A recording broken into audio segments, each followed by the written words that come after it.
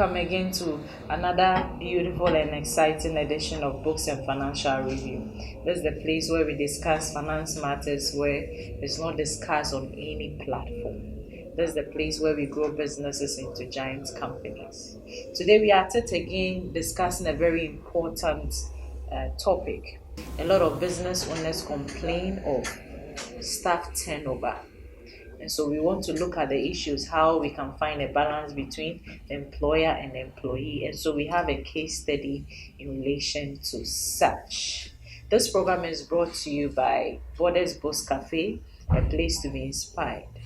Fembes Accounting Services, growing businesses beyond just one generation. Back Publications, a tradition of printing excellence. So I go ahead to read the case study for the day. Dia has been operating a restaurant for the past 8 years. His restaurant has been labeled as one of the best in town in terms of its service to customers. Dia associates this success to his strict measures towards his employees. He said he does not mind to discipline his employees in the presence of a customer or co-workers.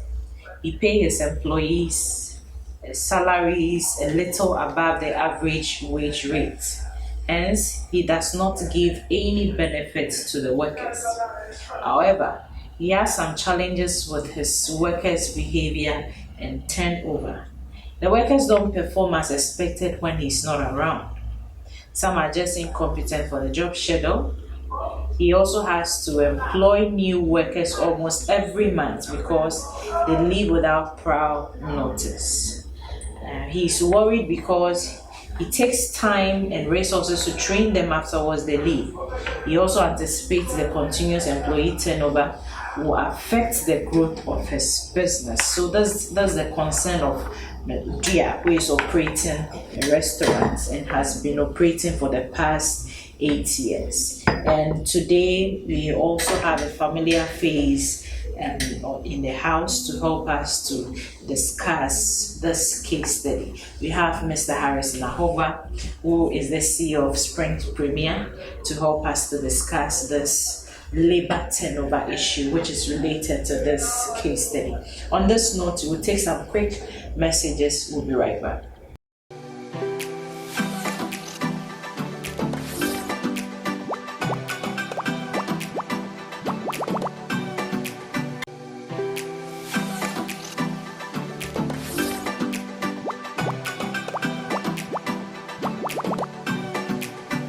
Welcome back. If it's just joining us, this is your favorite and number one book show. This is the place where we also discuss finance matters. We grow businesses beyond just one generation. This is the place where we discuss matters that is not discussed on any other platform. So if you are watching, call a friend, a business owner to join us in our discussion today. Mr. Hoban, thank you so much for making time. Thank you so much. How are you doing? I'm fine, thank you. Great. Okay. Great. So, Dia, and that's a restaurant. Where should we take it from? He has concerns that, okay, so let's pick it from here. The strict measures towards his employees. Is that the best? So it's very interesting. When you read part of the case study, there was a place you mentioned that the employees don't work as hard as they should when he's not around, and that's very scary. Yeah. So from what we know as consultants and doing this for a while is that leadership is basically your ability to delegate or to have a successor when you are not available. Because as you know, you can't be in the office or in the business for as long as you can. Okay. And the other bit is that we establish businesses so that they can stand the test of time. So if now you are even alive and they are behaving like this, then I'm wondering what will happen if you pass on. But to put the discussion in context, I think the approach is quite lame and not productive. In fact, it's counterproductive. The idea is that we always say that the business that we are doing or whatever endeavor we find ourselves, there's a two-way relationship which we call the customer experience. We most of the time spend our time thinking of the external customer without thinking of the internal customer. This discussion talks about how dysfunctional and ineffective the internal customers are in relation to their boss. So I'll give you an example. You see a beautiful car. Very nice car. I mean, what is your favorite car? Just name one. I know, right? So this Hummer, you see the outside, the aesthetics is very beautiful. But I tell you what, there's something working inside that you do not see. And these are the the stuff that you are using to serve the customer. So the approach Mr. Dua is using, with all due respect to him, he has to watch it. Okay. The idea is that the people you want to serve your customers, if you don't treat them well, there is no way your customers will be satisfied. Okay. So for starters, we are going to go deeper and see what other models of management styles that he can use. He might be strict, thinking that when he's there, they are working. But the counterproductive is that immediately he leaves, all the strictness, all the hard work comes to zero. So there is no balance. So that would be my initial comment. Okay. That's great. You mentioned something that in terms of the employees. Yes. And so your customers, it's not only the people who come to buy from you, but your first customer is your employee. That is it. And so the way you treat your first customers will translate to the final customer. Okay, so what is he supposed to do now? So the thing is this, we always say that human beings evolve and they continue to change because of situations and where they came from. All of us are brought up from various circumstances, where you grew up, how you eat, the way you were trained, the school you attended, even to the extent that the kind of people that you acquaint yourself with. So for Mr. Dia, he should be able to establish and delink emotions from the business. Okay. There are times that you don't need and you must not talk to staff in front of customers, no matter how emotional you are. The idea is that the customers will be saying that, wow, if you are treating your own staff like this, then what would happen to me? It's like a cinema. It is open for everybody to see. So we are saying that look at each staff based on their specific characteristics, their way of speaking, their way of doing things, their behavior, where they grew up, and know how to address issues with them. There are some staff you can call them and talk to them in the open. They might not mind you, but it's sending a wrong signal to the others who are watching. Okay. There are some of them you have to call them to the office, have a personal discussion with them. There are some of them too, they have people in the work group that you can talk to talk to them on your behalf. So the models are different. Sometimes the timing, the language, the experience also matters. So at the end of the day, if you are not careful and you miss everything together, you might be taking a right step, but it is at the wrong time and using the wrong medium. And from what you are saying, it's not just about employing people, but there's much to it. There's a lot of psychology that goes about the recruitment process. It is just one part, accepting a CV and taking the person on. The next thing is how to inculcate the culture of your company into that person. Don't forget that the person is coming from another place altogether.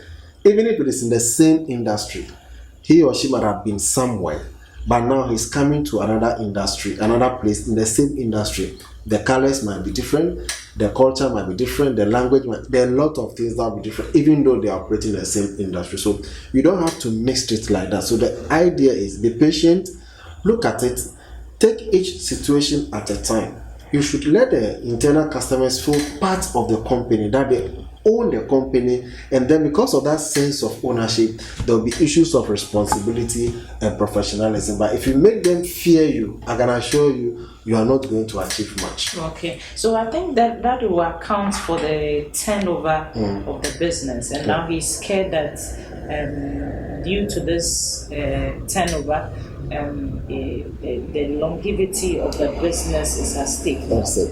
I mean, you're right. So it's not to sound prophetic, but unfortunately, this will be the trend that will continue all the time, because everybody who comes in new will be ill-fed by the existing customers. That, hey, you are here, we want to leave you, just joined us. So that negative energy would affect the new person that came in. So at the end of the day, within a short possible time, he or she also find himself uncomfortable, and then he will leave. Okay. I think there is much to just recruiting than just keeping employees. I think from what your take, there's a lot more to it. You have to even know the person, the employee, and then how to engage them. How to respond to them, how to react to them in certain situations. With regards to Mr. Dia, I think his concern now is that the longevity of his business is at stake. Because at the end of the day, he spends time and resources to train these people, and then they leave without proud notice. Good. Yeah. So I'll tell you more when we come back, right? For us to really understand what it costs to just have opportunity of having one customer in your book or in your organization. And I bet we are eager to hear that. Remember that this program is brought to you by Back Publishers, Tradition of Printing Excellence.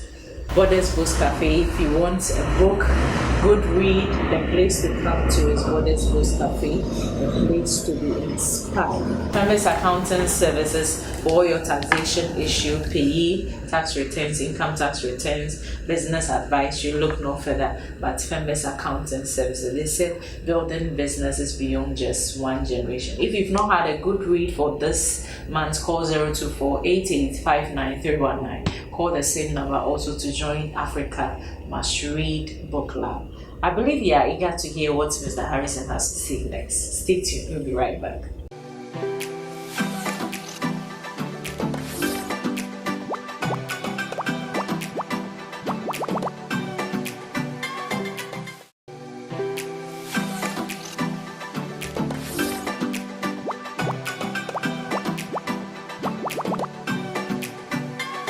Welcome back. If you just joined us, this is your favorite and number one book and finance show. This is the place where we talk on matters which is not discussed on any other platform. So if you are watching us, call a friend, a business owner, join in the discussion. Let's see how we can maintain our employees, have good relationship with them, how we can use them to build lasting and sustainable businesses. Before the break, Mr. Harrison mentioned how much he wanted to tell us how much it costs for a business to actually bring in one customer. So we are coming back. I know you'll be surprised, but our research, in fact, research overall shows that it uses a minimum of about 60% of our resources to acquire just one customer. Just one customer. Just one. And this 60% resource usage includes your time, your money, advertisement, time for engagement, and all this. So imagine Mr. Dua getting just one customer. And this age of COVID and this age of technology and globalization, for you to have a customer patronizing your product, sincerely, then you are blessed or you are lucky. Okay. You have to employ any and every tactics to keep that customer. And a stakeholder and a key partner in achieving that, it is your employee. So if you are not able to manage them well, you are going to miss out on that customer. And guess what? Once the internal customer, like I said, is not happy, for some reason, the external customer can see either by their expression, openly or as it were secretly, and they will discuss things. So there are times you see their faces and you see that they are stressed, they are not happy. And that will ultimately mean that you are not going to achieve your business objective of making gains. You are going to make a loss. Now, the other bit is that having acquired a customer using all the resources, ask yourself, if that customer doesn't come to me again, where is he going? He's going to your competitor. Yeah. So it means you are rather pushing traffic to your competitor because of your inability to keep your staff well. I'm not saying this to say that if there's staff attrition or staff want to resign, you should necessarily keep them. But at least do your best in terms of staff engagement, the staff psychology, trying to understand them. Talking to them openly might not work for some people. Like I said earlier, some people need one-on-one counseling. Some of them will need coaching and some of them will need mentoring. So at the end of the day, you put all these things together so that even some would want to leave, but because of the relationship of partnership that they think that they have in the company as stakeholders, they will not want to leave because they feel they are building something that they will grow and benefit from. Reason why people work for long hours and they are loyal to the company because they see themselves as being part of the company. Okay, so talking about loyalty, due to the turnover, do you think customers are going to find this? This it restaurant to be very difficult. Okay. Sorry to cut you, but to be very difficult. The idea is it means that every time a customer comes, he or she is bound to see a new face of an employee serving him or her, and it doesn't build customer confidence in terms of relationship. People want to be comfortable with who they are dealing with. So imagine you are in a hospital, or you are in a pharmacy, or you are even in a restaurant. Every day you come, the person who serves you your cup of tea is different. But maybe the person who served you the last time was very pleasant and had some relationship of a sort. Now that relationship is gone, and every day you have to be telling the employee, I want my tea like this, I want my tea like that. But if it was somebody who has been there for long, immediately the person sees you, he knows this is how you like your tea, either black, either with milk, either with sugar, or without sugar. So already they preempt and adjust to your expectation before you can. It makes the service very beautiful because you are known and you are part of the organization. But the high level of staff attrition will mean that every day you are seeing new people and it doesn't build confidence. Okay, because I think this is a challenge in our country, especially for small scale businesses. Sure. Each and every time, if it's a shop, if it's a hairdressing salon, you have to meet new people each and every day. Giving you instructions. I want it to be done like this. This is how I want it. Then you see most of the customers who ask, where is the girl or where is the gentleman who served me the last time? And then Mr. Dra will say, oh, he's left. So if you think about it, your customer will not feel comfortable because people want to be treated in a certain way.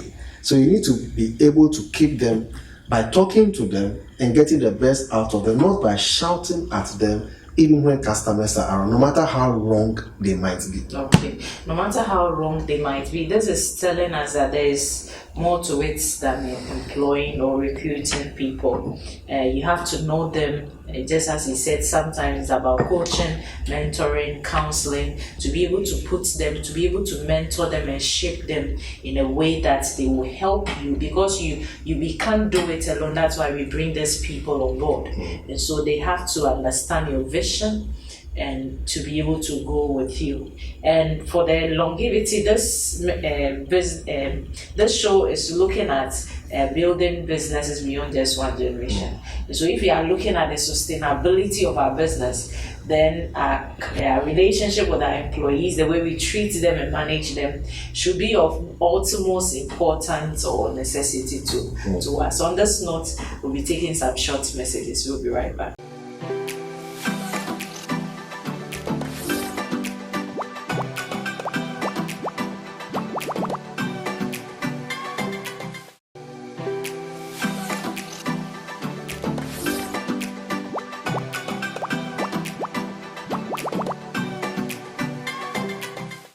Welcome back. If you just join us, this is Books and Financial Review. Today is a finance edition, and we are looking at labor turnover. I believe it's a challenge that a lot of business owners do face, and as customers who patronize products, we also have our own bits of all of this. And so today we've talked a bit about it, and it's not only about recruiting, but it goes along with it. There's a lot much more to do. If you missed the first part, you can get this video on our Facebook page, Africa Must Read, or The Marketplace. Moving on to the second part, is that there are a number of ways of developing staff on a one-on-one basis within an organization. Sure. Each has its own strength and weakness, and it's appropriate in different work situations. So we have coaching, mentoring, counseling, and appraising. So below, we are going to discuss which one is most appropriate for the situation. Sure. Okay, so an interview to help another person to identify and work through problems. What development, criteria will be appropriate for the situation? So thank you very much. So again, to start with, I want us to understand this even as small business owners or the large corporations, that staff development or employee development is not a destination.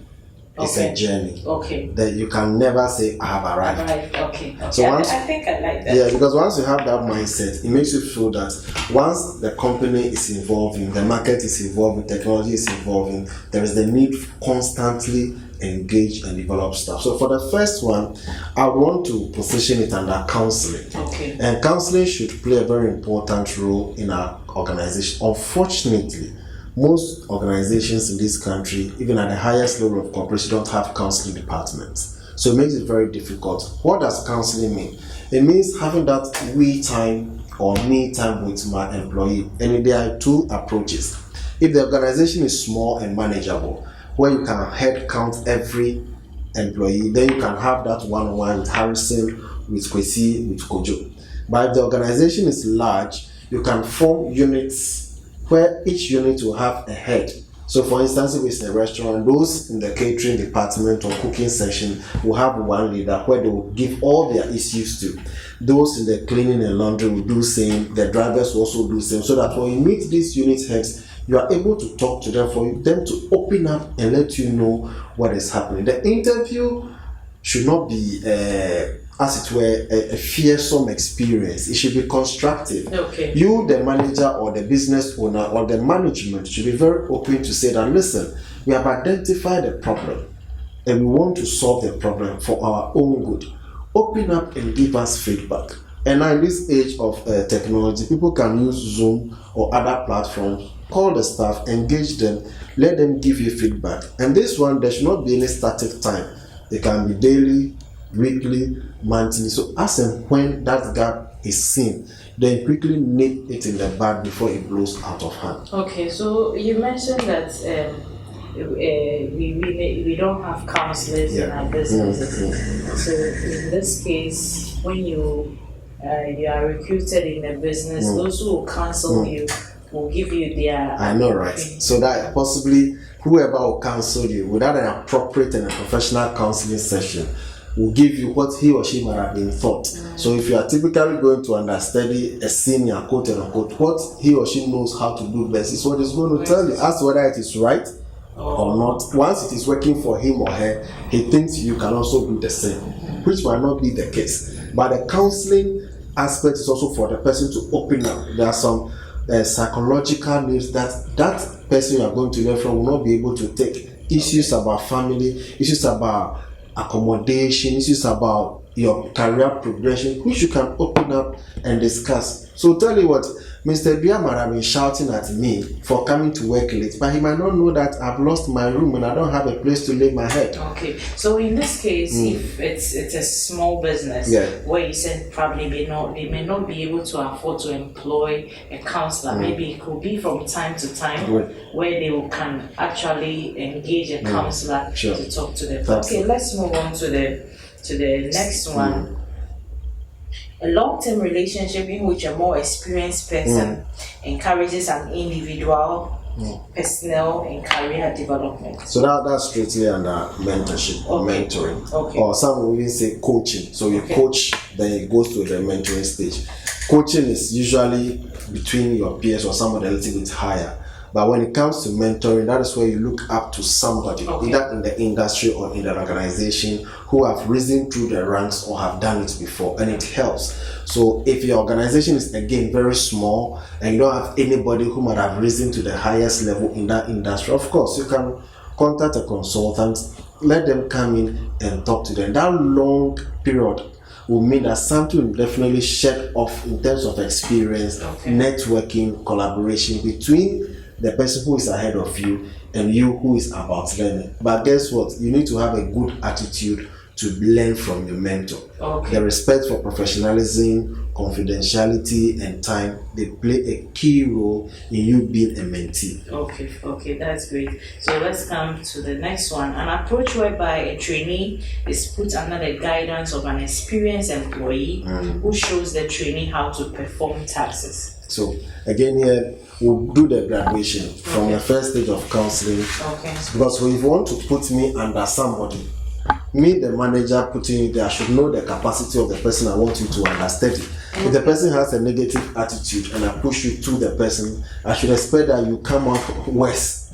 So look for the good people or people who are productive and who can serve you better and are serving you better. Then you assign those people to them. They will be coached, they will be mentored. There might be errors, there might be mistakes, but at the end of the day, it is better to minimize these losses through this training and mentorship programs than to wait and put the staff at the forefront of customer service experience and then he or she will blow it up. Okay. Then the last one, an interview, the aim of which is to review performance and identify training and development needs. So unfortunately and unfortunately, I have to tell Mr. Bia and some of in fact, most of all of you listening to us and watching us that to some extent we have identified in our work that sometimes employers themselves or the management themselves also do not get the required capacity in terms of training. It is important for them to empower themselves and get to know and learn how things are changing.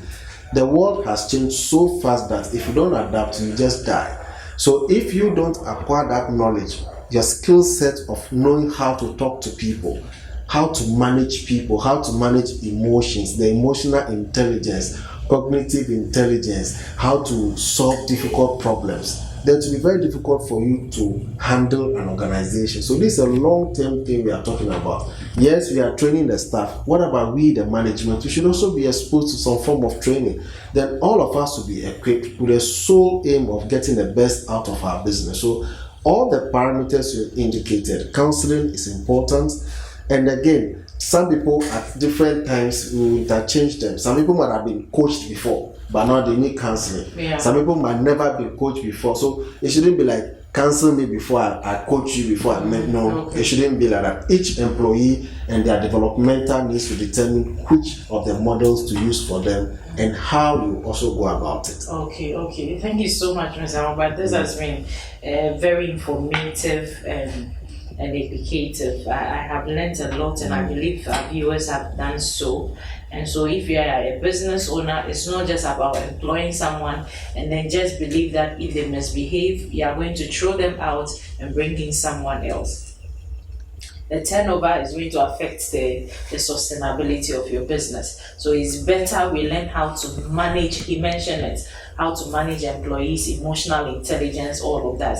It's not just about being a business owner, investing money, but then how to manage the people you work with too is of utmost importance. If we are not able to do this, then we should know that we can't build sustainable businesses and enterprises. And so, thank you so much for this information. And I believe from now, it's not just going to recruit people, but we will be intentional about managing them, putting them at the right places, helping them to go through training, counseling, mentorship from time to time. Remember, like I said, it's not a destination. It's a journey. It's a process. Yeah. It's not a destination. It's a journey and a process. And I believe when we take this path, this journey, we are going to build sustainable enterprises and businesses. Thank you so much. This program is brought to you by BAC Publishers. We still have the Adventure of Kofi series. Call 0248859319. BAC Publishers says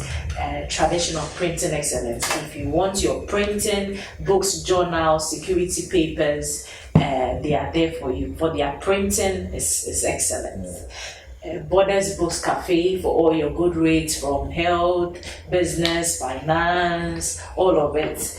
Call the same number and they will link you up to them. They say Borders Books Cafe say a place to be inspired. Famous accounting services for all your accounting service needs. Thank you so much for making time with us. Remember your good rate. Call 0248859319. Call the same number to also join Africa Must Read Book Club. Thank you so much, Mr. Albert, for making time with us. I appreciate we'll call on you from time to time to educate us. In fact, I wish you can even put all of this in a book. I'll try. You'll get a title. I'll try. I know, right? Because this is opening our eyes that there's so much to do with labor turnover. There's so much to do with the employees we engage. It's not just about employees. Thank you so much for making time with us. Make time with us same time next week. Thanks to my producer and the production team. Until then, stay blessed. Call me Veronica Owusu Obi.